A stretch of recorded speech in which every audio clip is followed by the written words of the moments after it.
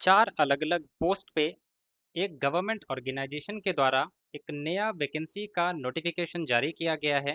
चार अलग अलग डेजिग्नेशंस हैं। अगर डेजिग्नेशंस की बात करें तो चार अलग अलग पोस्ट जो यहाँ पे जारी की गई हैं उसमें है general manager, deputy general manager automatic fair collection, manager automatic fair collection.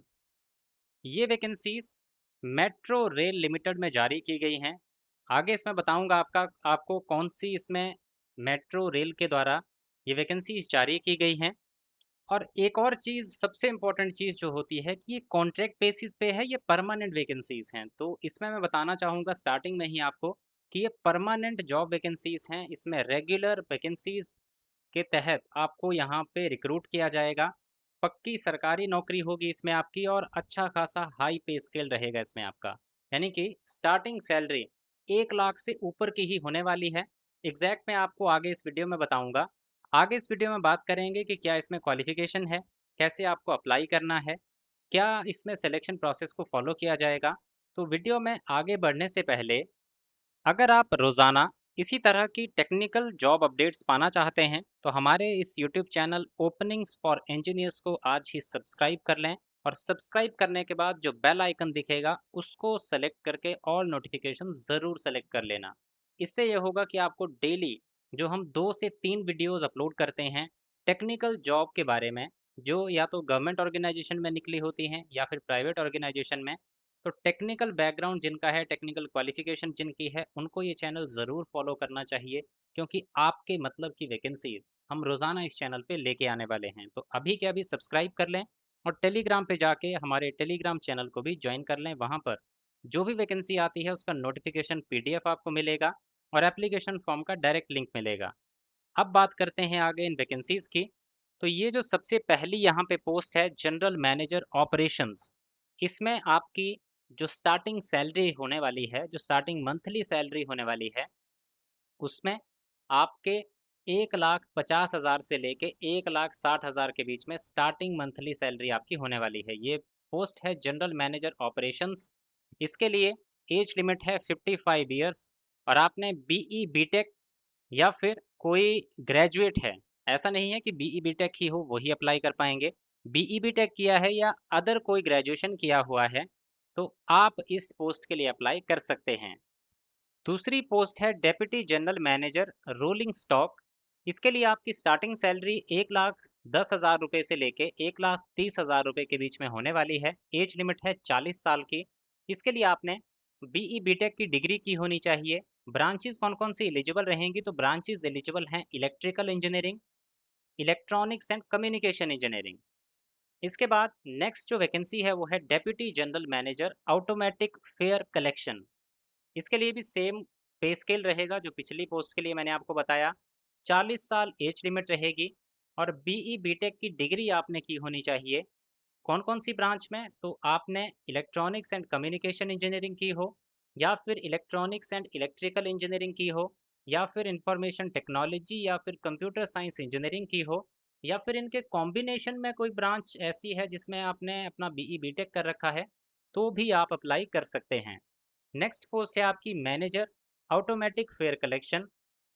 इसमें 38 साल एज लिमिट रहेगी आपकी और साथ ही साथ यहाँ पे भी अगर क्वालिफिकेशन की बात करें तो आपने बीई बीटेक किया होना चाहिए, ईसीई, ट्रिपल ई, आईटी या फिर सीएससी, और इसके कॉम्बिनेशन में अगर किया है तो भी आप इस पोस्ट के लिए अप्लाई कर सकते हैं।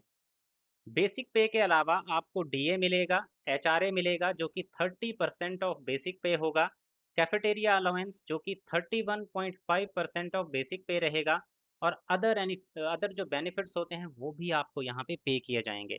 तो आप ये मान के चलिए कि अच्छी खासी सैलरी, मैंने तो आपको फिर भी कम बताई है सैलरी स्ट्रक्चर, आप अगर आप इनके अकॉर्डिंग देख के चलिए तो 1,20,000 यहाँ पे बेसिक है।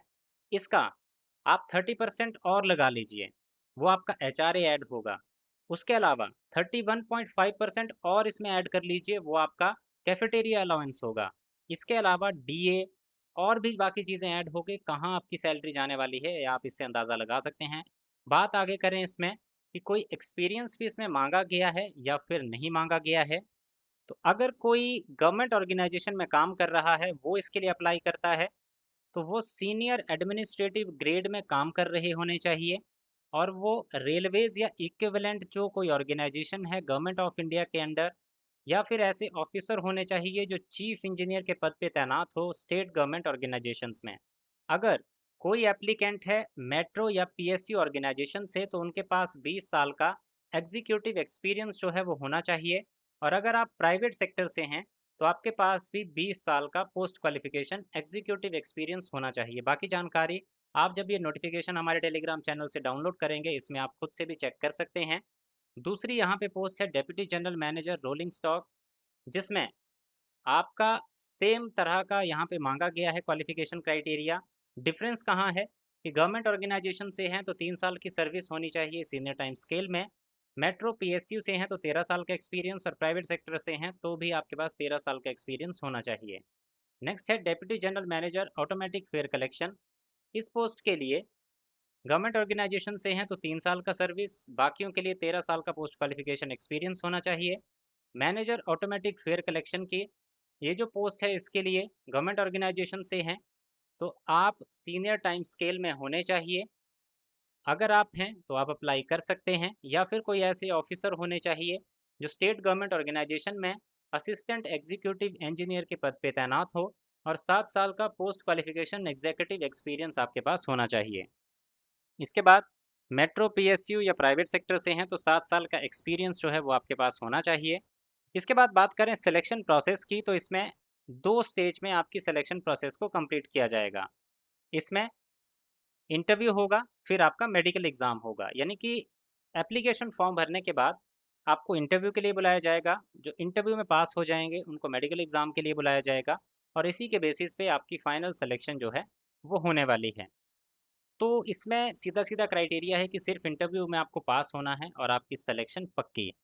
पे एंड एमोल्यूमेंट्स में आपको पहले ही बता चुका हूँ। प्रोबेशन पीरियड इसमें कितना रहेगा तो इसमें 1 साल का आपका प्रोबेशन पीरियड रहेगा। बाकी जनरल कंडीशंस की पूरी डिटेल आप इस नोटिफिकेशन को डाउनलोड करके इस सेक्शन में देख सकते हैं। आप जब एप्लीकेशन फॉर्म आपको भरना होगा तो आपको उनकी वेबसाइट पे जाना है। वेबसाइट का डायरेक्ट लिंक आपको हमारे टेलीग्राम चैनल पे मिल जाएगा। और साथ ही साथ यहाँ पे बताया गया है कि कौन कौन से डॉक्यूमेंट अपलोड करने हैं। तो आपको पासपोर्ट साइज फोटोग्राफ, अपना एज प्रूफ, अपना जो भी एजुकेशनल सर्टिफिकेट, एक्सपीरियंस सर्टिफिकेट, आपके एप्लीकेशन फीस की जो रिसिप्ट है वो आपको अपलोड करनी होगी। बाकी जो आपका रेलेवेंट डॉक्यूमेंट है वो सारे आपको यहाँ पे अपलोड करने होंगे। आपको एप्लीकेशन फ़ीस यहाँ पे करनी होगी 300 रुपये की, रिजर्व कैटेगरी से हैं तो 50 रुपये की। इस अकाउंट डिटेल में आपको ये सेंड करनी होगी ऑनलाइन माध्यम से ही। जब आप एप्लीकेशन फॉर्म भरेंगे वहाँ पे ही आपको लिंक मिल जाएगा। और साथ ही साथ इसकी जो आपको रिसिप्ट होगी या एक्नॉलेजमेंट होगी वो आपको अपलोड करनी होगी एप्लीकेशन फॉर्म भरते समय। यहाँ पे एप्लीकेशन फॉर्म की जो लास्ट डेट है वो है 20 जुलाई 2026। और इनके जो कॉन्टैक्ट नंबर है वो भी इस नोटिफिकेशन में आपको मिल जाएंगे, जिस पे अगर आपको कोई भी डाउट हो इस रिक्रूटमेंट में, कोई भी आपको क्वेरी हो तो आप इनको कॉन्टैक्ट करके इसकी जानकारी ले सकते हैं। या फिर आपका फिर भी कोई डाउट बच जाता है तो आप इस वीडियो के कमेंट सेक्शन में जाके कमेंट करके इस रिक्रूटमेंट के बारे में कोई भी जानकारी ले सकते हैं।